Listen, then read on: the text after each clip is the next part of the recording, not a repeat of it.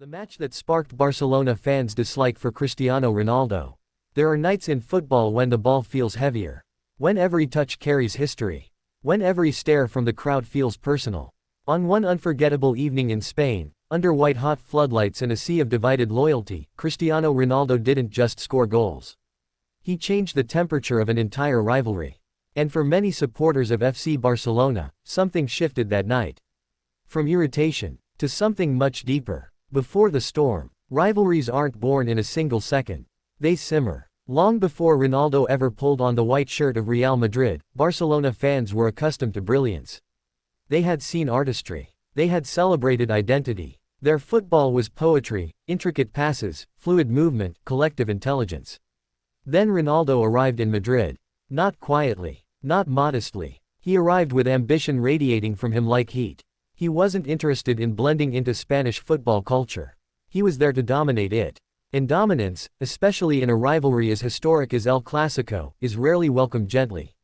The build-up. The week before that particular Clásico felt different. Madrid were chasing momentum. Barcelona were defending pride. Every headline sharpened the contrast. The elegance of Barcelona's system versus the raw force of Ronaldo's drive. On talk shows, analysts debated philosophies. On social media, fans exchanged predictions with escalating intensity. But inside the stadium, the tension wasn't theoretical. It was emotional. Because Clásico isn't just football in Spain. It's identity. The first glimpse. When Ronaldo stepped onto the pitch that night, whistles greeted him immediately. Not playful ones. Sharp. Directed. He didn't react. If anything, he seemed to absorb it. Ronaldo has always played best when challenged. He doesn't retreat from hostility. He feeds on it. And Barcelona supporters, fiercely loyal and fiercely proud, were about to learn how much fuel their disapproval could provide. The goal that broke the rhythm. The first goal came with ruthless simplicity. A swift counterattack. A perfectly timed run. A finish that cut through the stadium's collective breath. Silence. Then Madrid's bench exploded. Ronaldo turned toward the stands, not taunting, not shouting, just staring. It wasn't a celebration of joy. It was a statement. That stare, that composure under noise, unsettled many in the crowd more than any flamboyant gesture could have. He wasn't intimidated. He was unmoved. The gesture. Later in the match, after another decisive contribution, Ronaldo made a gesture that would be replayed endlessly. He stood tall, almost commanding the moment to pause.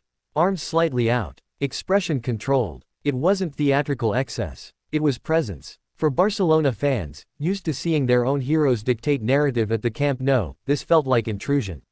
Like someone stepping into their house and rearranging the furniture.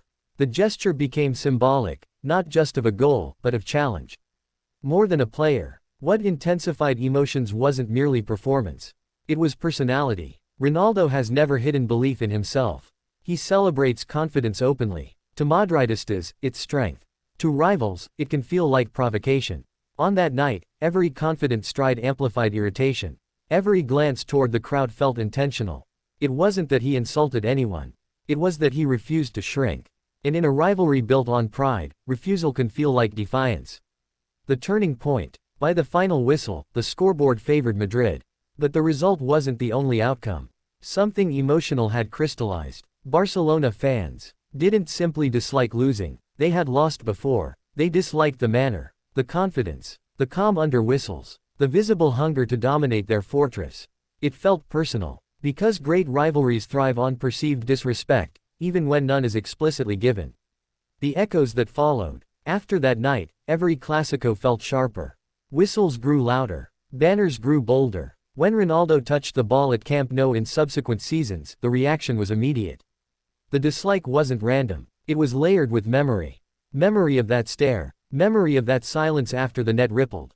Memory of that unflinching posture in hostile territory. Rivalries feed on memory. Respect beneath the dislike. Interestingly, beneath the surface hostility often lay reluctant admiration. Barcelona fans appreciate excellence. It's woven into their football culture. And Ronaldo, whether loved or loathed, represented excellence. He didn't hide in big matches. He sought them. He embraced the pressure that makes others hesitate. Sometimes dislike is simply respect sharpened by rivalry.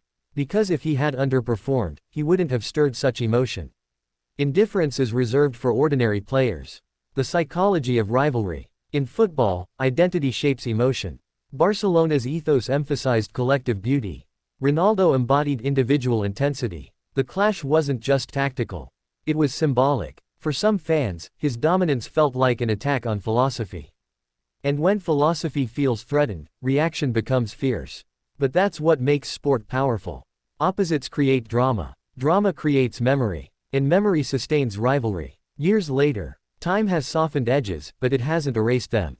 Even now, when Ronaldo's name is mentioned in conversations among Barcelona supporters, there's a flicker of that old tension. Because that match wasn't isolated. It was emblematic. It captured the era when Ronaldo and Madrid challenged Barcelona's supremacy relentlessly.